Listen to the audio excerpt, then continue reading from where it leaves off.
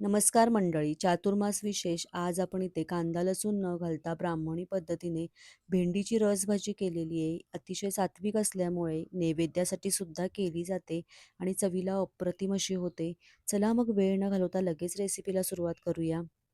सगळ्यात अगोदर मी इथे भेंडी घेतलेली आहेत. भेंडी स्वच्छ 2 वेळा धुवून घेतलेली आहेत आणि कोरड्या कपड्यानेही पुसून घेतलेली आहेत.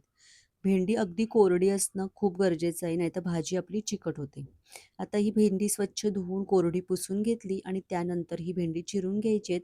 देठाकडची वरची बाजू आहे ती कट करायची, शेवटची बाजू कट करून घ्यायची आणि मध्ये अशा भेंडीला मी छेद दिलेला आहे. आणि आतमध्ये ही भेंडी चेक करायची, आतमधनं किडकी वगैरे आहेत का आणि त्यानंतर मध्ये असे कट करायचे. आपण भरून भेंडीची भाजी जेव्हा करणार असतो त्यावेळेला कसं मध्ये कट देतो, त्याप्रमाणेच ही भेंडी आपल्याला इथे चिरून घ्यायची आहे. या पद्धतीने आता मी सगळी भेंडी चिरून घेतलेली आहेत. आपली भेंडी चिरून झालेली आहेत. अशा प्रकारे मध्ये छेद देऊन मी भेंडी चिरून घेतलेली आहेत. आता मी इथे चिंच भिजवून घेणार आहे. त्यासाठी म्हणून एका बाउलमध्ये मी अर्ध्या लिंबा एवढी चिंच घेतलेली आहे. त्यामध्ये इथे मी गरम पाणी घातलेलं आहे. गरम पाणी घातल्यामुळे चिंच लगेच भिजते. त्यानंतर आपण इथे कोरडा मसाला करून घेणार आहे. त्यासाठी पाऊण वाटी भाजलेल्या शेंगदाण्याचा कूट घेतला आहे. त्याचबरोबर इथे 2 ते 3 चमचे होईल एवढं सुकं खोबरं खिसून घेतलेलं आहे. 1.5 चमचा इथे मी लाल तिखट घेतलेला आहे आणि त्याचबरोबर मोठा 1.5 चमचा होईल एवढा मी गोडा मसाला घेतलेला आहे. गोडा मसालाची पण रेसिपी आपल्या चॅनलवरती आहे, नक्की तुम्ही चेक करा. त्यानंतर धणे पावडर घातलेली आहे अर्धा चमचा, जिरे पावडर पाव चमचा घातलेली आहे आणि सेंधवचं इथं मीठ चवीनुसार घातलेलं आहे. तुम्ही साधं मीठसुद्धा वापरू शकता. सगळं एकत्र इथे मिक्स करून घ्यायचं आहे. हा कोरडा मसाला आपण तयार करून घेतलेला आहे, जो आपल्या ह्या सात्विक भाजीला चव आणणार आहे. त्यानंतर गॅसवरती एक कढई गरम करून घेतली. त्याच्यामध्ये 1 टेबलस्पून मी तेल घातलेलं आहे. तेल चांगलं गरम झाल्यानंतर ह्याच्यामध्ये अर्धा चमचा मोहरी घातली. मोहरी चांगली इथे तडतडली आहे. त्यानंतर अर्धा चमचा जिरे घातले. जिरे पण छान फुललेत. त्याच्यानंतर अर्धा चमचा इथे मी मेथीदाणा घातलेला आहे आणि पाव चमचा होईल एवढं हिंग घालायचा. सगळं व्यवस्थित मिक्स करून घेतलेलं आहे. त्यानंतर अर्धा चमचा ह्याच्यामध्ये हळद घातलेली आहे. मेथीदाणा ह्याच्यामध्ये अवश्य घाला, ह्याची भाजीला चव खूप छान लागते. कारण आता आपली ही खमंग अशी फोडणी झालेली आहे. त्याच्यामध्ये ही चिरलेली सगळी भेंडी घालायची आणि फोडणीमध्ये व्यवस्थित मिक्स करून घ्यायची. आपल्याला एक 2 ते 3 मिनिटं ही भेंडी या फोडणीमध्ये परतून घ्यायची आहे. मीडियम गॅस ठेवायचा आहे. म्हणजे भेंडीची भाजी आपली अजिबात चिकट अशी होत नाही, ती चांगली तेलावरती अशी परतवल्यामुळे. आपण ही सात्विक अशी भेंडीची भाजी करतो, त्याच्यामुळे याच्यामध्ये मी कांदा लसूण अजिबात घातलेला नाहीये. आणि मुख्य म्हणजे आता चातुर्मास चालू आहे, श्रावण मास लवकरच येतोय. कुठल्याही देवाच्या नैवेद्यासाठी ही भाजी चांगला उत्तम पर्याय आहे. आता याच्यावरती झाकण ठेवायचं आहे आणि झाकण ठेवून एक 2-3 मिनिटं चांगली वाफ येऊ द्यायची आहे. आता एक 2-3 मिनिटं होऊन गेलेली आहेत. झाकण काढूया. तुम्ही आता बघू शकता भेंडीच्या या भाजीचा कलर जरासा बदललेला आहे आणि ही भाजी एक 50% तरी आता शिजलेली आहे. कारण आपण एक 2-3 मिनिटं अगोदर ती चांगली परतून घेतलेली. परत आता 2-3 मिनिटं वाफ काढून घेतलेली आहे. यानंतर आता या भाजीमध्ये थोडं पाणी घालायचं आहे. आपल्याला भाजीचा रस किती आवश्यक आहे नाही का, त्या अंदाजानुसार इथे पाणी घालायचं आहे. मी एक अर्धा ग्लास ह्याच्यामध्ये आता पाणी घातलेलं आहे.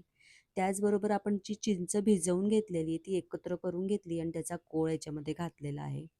चिंच घातल्यामुळे की नाही या भाजीला चव अप्रतिम अशी येते आणि ही भाजी अजिबात चिकटसुद्धा होत नाही. आता याच्यावर परत झाकण ठेवायचं. 2-3 मिनिटं झाकण ठेवून पुन्हा या भाजीला मी चांगली वाफ येऊ दिली आहे. 2-3 मिनिटं होऊन गेलेली आहेत. तुम्ही बघू शकता आता भाजी चांगली उकळती आहे. म्हणजे भाजीला चांगली दणकून अशी वाफ आपण काढून घेतलेली आहे. आता ह्याच्यामध्ये आपण जो कोरडा मसाला करून घेतलाय ना, तो घालायचा आहे. हा कोरडा मसाला बरेच दिवस टिकतो. तुम्ही सात्विक अशी कांदा लसूण न घालता भाजी करणार असाल श्रावणामध्ये वगैरे नैवेद्यासाठी, त्यावेळेला झटपट हा मसाला तुम्हाला वापरता येतो. त्याच्यामुळे फ्रीजमध्ये हा 15-20 दिवस व्यवस्थित असा टिकतो. आता मी इथे मोठे 3 चमचे की नाही मसाला घातलेला आहे.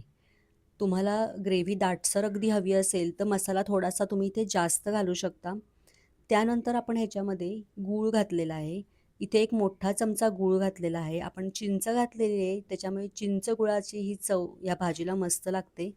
त्यानंतर थोडीशी ते चिरलेली कोथिंबीर घालायची आणि मिक्स करून घ्यायचं सगळं. तुम्ही मसाला जेव्हा करून ठेवणार असाल तेव्हा त्याच्यामध्ये मीठ आणि गूळ घालू नका. उरलेला मसाला करून तुम्ही बरेच दिवस टिकवू शकता. नंतर सगळं मिक्स करून घेऊन पुन्हा याच्यावरती झाकण ठेवून एक 2-3 मिनिटासाठी वाफवून घ्यायची. म्हणजे आपण जे मसाले घातलेत, गूळ घातलेला आहे, त्याची चव पूर्णपणे भाजीला एकसारखी अशी उतरते आणि चव छान येते. आता इथे मी रसरशीत अशी भाजी केलेली आहे. तुम्हाला जर रस जास्त नको असेल, दाटसर हवी असेल, तर मसाला जास्त घालायचा, पाणी थोडं कमी घालायचं. म्हणजे अगदी दाटसर अशी याची ग्रेव्ही तयार होते. तुम्ही जर अशा पद्धतीने भाजी केली, तर तुम्ही ही पोळी भाकरीबरोबर आणि भाताबरोबर सुद्धा खूप छान लागते. वरतून पुन्हा बारीक चिरलेली कोथिंबीर घालायची. व्यवस्थित आपली भाजी ही शिजलेली आहे आणि ही भाजी अजिबात न चिकट होता अगदी चवीला छान लागते.